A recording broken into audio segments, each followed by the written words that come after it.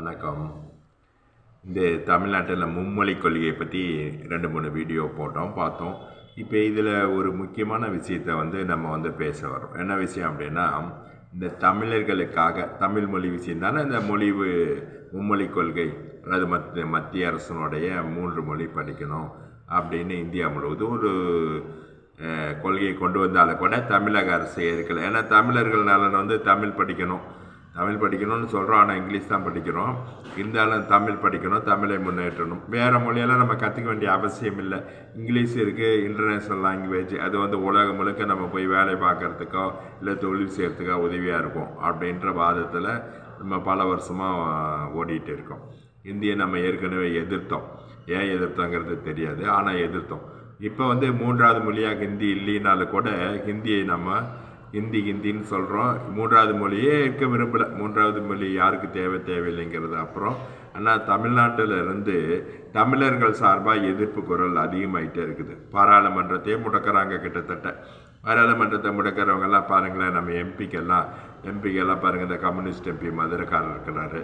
அப்புறம் கருணாநிதி குடும்பத்தினர், மாறன், கனிமொழி, இவங்கெல்லாம் இருக்கிறாங்க.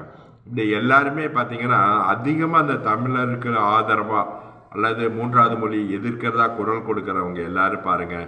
வைகோவாக இருக்கட்டும், வைகோ மகன் துரை வைகோவாக இருக்கட்டும், இல்லை யாரும் வேணுமாலும் பார்த்திங்கன்னா எல்லாம் இவங்க எதுக்காக குரல் கொடுக்குறாங்க அப்படின்னு நம்ம தெரிஞ்சுக்க வேண்டியிருக்கு. இதில் ஒருத்தர் குறிப்பாக இந்த வெங்கடேசன் இருக்கார்ல, மதுரை எம்பி, அவரை பற்றி நம்ம இந்த விஷயத்தில் ஒரு அதிசயமான விஷயமாக பார்க்கணும். எப்படின்னு சொன்னால், அவர் சார்ந்த கம்யூனிஸ்ட் கட்சி.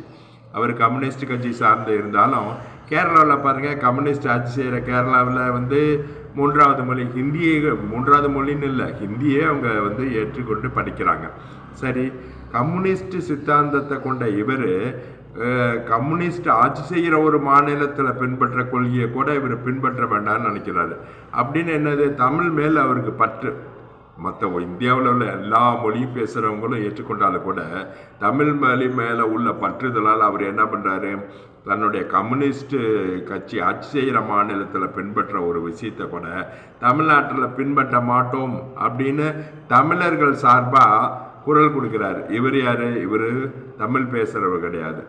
இவர் தெலுங்கு பேசுகிறவர் தமிழனுடைய பிரதிநிதியாக கொடுக்குறாருன்னா நம்ம சந்தோஷப்படணும் தானே. தமிழருக்கு எது முக்கியம், எது நல்லதுங்கிறத அவர் தெரிஞ்சு வச்சிருக்கிறார். 2வது அவரை பற்றி இன்னொரு முக்கியமான விஷயம் சொல்லணும்.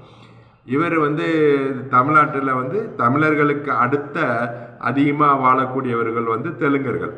இப்போ தெலுங்கர்கள் தமிழ்நாட்டில் அதிகமாக வாழ்ந்தாலும் தெலுங்கர்கள்லாம் என்ன படிக்கணும், 3வது மொழியாக இப்போ இருக்கிற மொழிக் கொள்கை பிரகாரம் தமிழ் இங்கிலீஷ் தான் படிக்கணும்.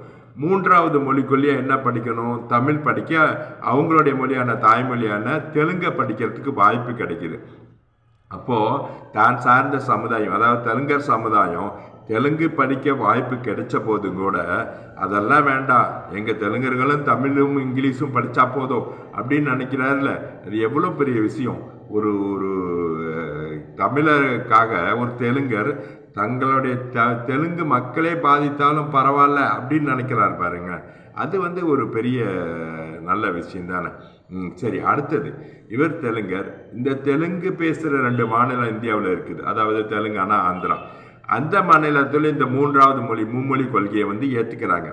அப்போது அவங்க மொழி பேசுகிற 2 மாநிலங்களும் ஏற்றுக்கொண்ட போதும் கூட தமிழ்நாட்டுக்கு அது வேண்டான்னு ஒரு தீர்க்கமாக முடிவு பண்ணுறாரு. தமிழ் இங்கிலீஷு போதும், நமக்கு எதுக்கு 3வது மொழி.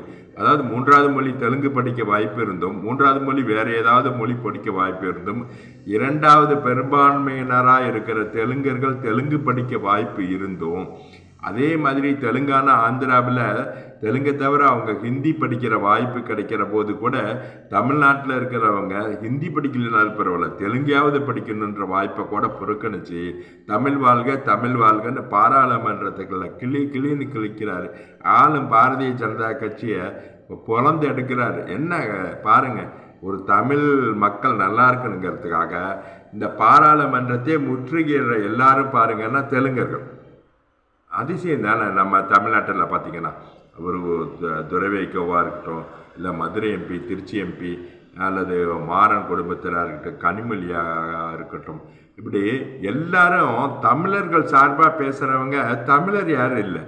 பாருங்களேன், பிற மொழி பேசுகிறவங்க, அதான் குறிப்பாக தெலுங்கர்கள்லாம் பாருங்கள், தமிழ் மொழியை காக்கிறதுக்கு அரும்பாடுபடுறாங்க. இது உண்மையாக அதிசயம் தானே, அதிசயத்தில் அதிசயம். இது போன்ற இன்னும் நிறைய அதிசயம் இருக்குது. இதெல்லாம் ஒவ்வொன்றா பார்ப்போம். நமஸ்தே, வாழ்வோம்.